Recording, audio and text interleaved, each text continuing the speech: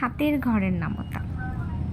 সাতেককে সাত শৈশব, 7 দুগুণ 14 যৌবন শুরু, 3 7 21 বিবাহের বয়স, 4 7 28 সন্তান আগমনের সময়, 5 7 35 মামা ও কাকা হওয়া, 6 7 42 সংসারের দায়িত্বের চাপ, 7 7 49 বৃদ্ধ হওয়া শুরু, 27 56 অবসরের মানসিকতা, 7 নং 63 দাদা ডাক শুরু, 7 10 70 বিদায়ের প্রহর গোনা শুরু।